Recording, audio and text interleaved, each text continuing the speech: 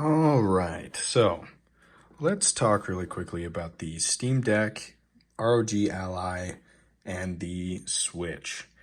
Um, I've seen a lot of discussion about, mostly comparison about the Steam Deck versus the ROG Ally, and I frankly think it's a little bit unfair. Trying to compare something that was made to run at 15 watts, like the Steam Deck here, versus something that can go up to 35, they're just not the same machine. Sure, some of the specs, the size, the price is fairly similar, but what they offer is very different. When I first bought the Steam Deck, a lot of games that I wanted to play were, let's take a look here. Mostly like Jedi's, Fallen Orders, Survivor, stuff like that, but then I kind of was like, well, what do I mostly play when I'm at home on my main system here? Most of it is games like Destiny or Battlefield. Contrary to a lot of opinion, Battlefield's actually kind of turned itself around a bit there. I have a lot of games that I kind of like to play around on, but most of them require anti-cheat support to some degree. There is a lot of games that I play that I didn't realize needed that. Now, I am really not the most technologically versed when it comes to what actually these devices contain, but just from a general consumer standpoint, a lot of games that I like to play need that, such as Valorant. Destiny's a pretty big one. I think that has basically what I have most of my hours in. And I enjoy the idea of playing this on the go. You know, that's like the whole appeal of a handheld. But most of the time I find myself, I actually have an outlet available. I have power and I can have a hotspot. And there's a lot of quests to do. There's a lot of different bounties, battle passes, especially in Battlefield and Destiny. There's a lot of things that you can be doing that I want to do. Like I've beat Atomic Heart, I've beat Dead Space, I've beat all these games, and it's like, well, do I want to just go back and kind of play them again? Or I'm mostly an online player. I like games that kind of don't really end, if that makes sense. There's not really a real end to them, and most of those are online service games, which Linux does not support. That is the big difference for me. That's the comparison. Yes, you can run Windows via the SD card here on the Steam Deck, which I have done. I actually ended up putting the SD card back in my Switch because I love having pretty much anything at my disposal on here. Switch is the best, hands down, for the price. There is literally nothing. I don't care about the specs. What this does, what this is able to do, the battery life. Switch, hands down, especially if you're in that younger age range, this will be the best purchase. I think that for what the Steam Deck offers, it has a lot to offer. Not all of it is very useful. The whole desktop mode, I bet you no one uses that. I'm sorry. I don't really care what the reviewers say. They are Steam Deck reviewers. Almost everyone who I've watched reviews on, they really are just a Steam Deck reviewer or handheld reviewer. It's nice to have that option.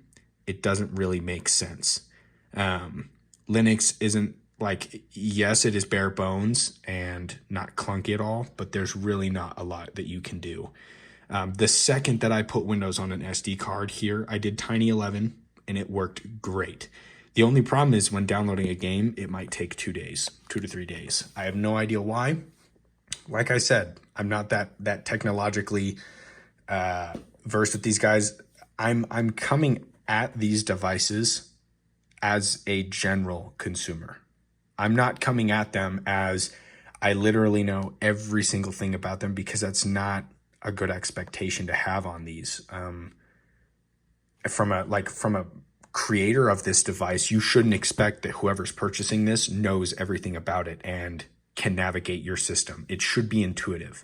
Windows is intuitive. pretty much anybody can navigate a computer. I use them at work. I use them here at home. Having Windows on here was fantastic. It actually had some touch support too. I don't know if it was supposed to or not, but it worked great, and I really enjoyed it. But it just wasn't. It was not fun to open up every time. Holding this and the power button, going to BIOS, sometimes it wouldn't boot, it needed to update. There was just so much. It's like, oh my gosh, I wish there was something else. At this point, I might as well have got various devices, laptops. I might as well just bring that, but that defeats the whole point. I'm trying to look for something that is smaller that I can take with me on the go. And I really think the ROG Ally is going to be just that. And the point I was trying to make at the beginning, the unfair comparison between 15 watt versus you're able to get 35 watt. I understand why they're making that comparison. Because when you compare them both at 15 watts, you're really seeing bare bones how these two compare. I'm not buying the Ally because it can go to 15 watts. That's not the point. It's got a much bigger system, newer system. When you run it at lower watts, you get less performance. That's kind of just how, from my understanding, CPUs work. Like the higher that you can, the more juice you can pump into them, like exponentially, like you're going to be able to get more frames, more performance out. So doing that comparison, it's kind of unfair. Like the fact that you're able to get it up to 35, that's why I'm looking at this. The 120 frames screen, that's why I'm looking at this. I plan on literally playing that thing almost 100% of the time plugged in, which sounds absolutely ridiculous. Like, just have a laptop at that point. I want to play games in this small form factor, but everywhere I go, I'm going to have an outlet or a power bank or something. I can realistically, for who I am, I cannot see. If I'm on the plane, I have a power bank. If I'm at work, or I have an outlet on the plane. I haven't been on a plane that doesn't have an outlet. Or if I'm at work, I'm in an office. I've got all different kinds of outlets. I'm totally fine there, which is where I plan on playing this. The only time that you're not going to be able to have that outlet is if you're out on a hammock or if you're out in nature or something. And at that point, yes, it's a cool novelty, but you can kind of just suck it up and play it at the 15 watts and you'll be fine. I just think there's a lot of fanboys of Steam.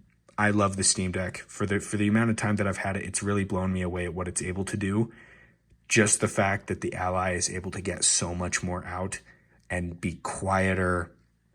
Yes, the battery does kind of suck that it is the same size as a Steam Deck. That is a little unfortunate, but for what I'm playing, I think that the Ally will be hands over.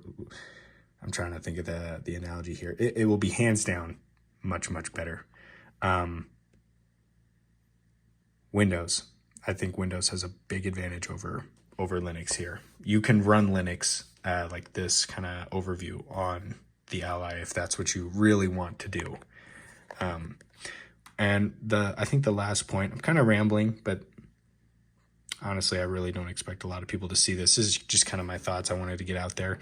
There's a lot of games, like I love emulating, or I don't even know if you'd call this emulating.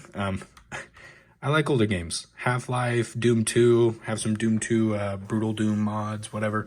I like to play those. And of course, it doesn't really matter what system you run it on. You could probably run it on a DS. It'll pretty much look the same on no matter what. And a lot of these guys who are reviewing handhelds, that's kind of what they're taking as a comparison point. The Ally can emulate way more than the Steam Deck can, but the point is they can all do it. So what I'm looking at out of these, like, yes, the Steam Deck can run Doom 2. The Switch can run Doom. The Switch can run like pretty much anything. And if that's the argument, then the Steam Deck sucks. Just get the Switch. If you want to play these games, like these older games, if they have them on the Switch is a much better option for you. There's tons of games on here that this thing can run Doom Eternal. Like I fully 100% beat Doom Eternal on here on the Switch just fine at the whatever 20-30 FPS. if that's the argument that you're going to make, that the Steam Deck can for that price range play those games, just get a Switch. So I don't like when these kind of get pulled in here. I'm looking to play a game like this on the go. That's the draw. That's what I'm looking for out of a handheld, is I want to be able to play these AAA games on the go, and most AAA games are blocked by anti-cheat.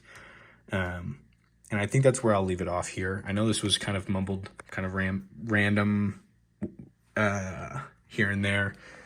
I think I pretty much touched on everything I wanted to touch on. Conclusion, I just wanted to, the whole reason was for this video is I really just think it's been kind of blown out of the water how the Steam Deck might actually be the better option here. If this is the $700 Steam Deck, this is the big one. This is the better screen, the more storage, what have you. And for $700, I'm kind of feeling a little bit of buyer's remorse here when I saw a month later that the Ally got announced. That's where I'm at. I haven't had this for that long. I've had this for a couple months now, and as soon as I saw the Ally, they didn't say a price, and I was, oh my gosh, I really hope this is $1,500. I hope this is $1,200 so that I can justify getting, no. It was the same price, and I'm feeling a little bitter. And that's a totally, for me, I feel that's a valid point to make. After having this, I don't suggest you buy it. I really don't. Unless you're getting the 350, whatever, 400, 399, the low end version, and you're just going to be emulating, like, easier to emulate games that are smaller, then that's totally fine. You can go ahead and do that. But if you're in the market for something like this, $700, the big guy, get the Ally. I definitely think that in the long run, the Windows, you'll have a lot more use out of that. It'll be quieter. Just go watch some other reviews. See what people have, like, hands-on with that device. I do think it will be better. I do like how this fits in my hands, though. I love unicorn beetle cases. I pretty much have them on almost every time I get a device. I always get a unicorn beetle case. They do a really good job there. But I'll be surprised if this even gets like 10 views. But if you feel like I'm making kind of stupid points, or if there's not really, if I don't really have an argument here, let's argue in the comments. I'm down. I love the Steam Deck. Just more and more, I just find myself ending up bringing my Switch to work because I want to play Destiny.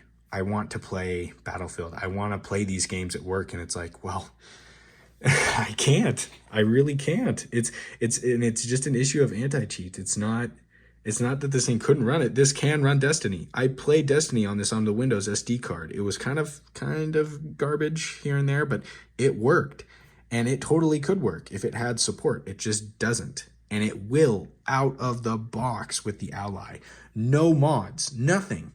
No SD card, no whatever. You just turn it on, go to Steam, download it, go. That's what I'm looking for. I don't care for this really. Most of these games that don't, like Hogwarts or Dead Space, they ran kind of a little bit less than I'd like them to, if I'm being quite honest. I'd like either a solid 30, a solid 60, or I don't know. There was just a lot of ups and downs that I wasn't really a major fan of. But for what this is for now, until my Ally comes, I will be playing this. I think it'll be collecting dust here pretty soon. But I think that's everything. Please feel free to argue and correct me on everything I just said. But yeah, I think that's pretty much all the points I wanted to make. And then when I do actually get it hands-on, I think I'll revisit this and kind of update it from there on how I feel. But this is just, I'm not paid to do anything. This is just me giving my opinion here, which I think is just as valid as anyone else who's getting sponsored and getting one of these for free. But thanks for watching, if you do, and have a good day.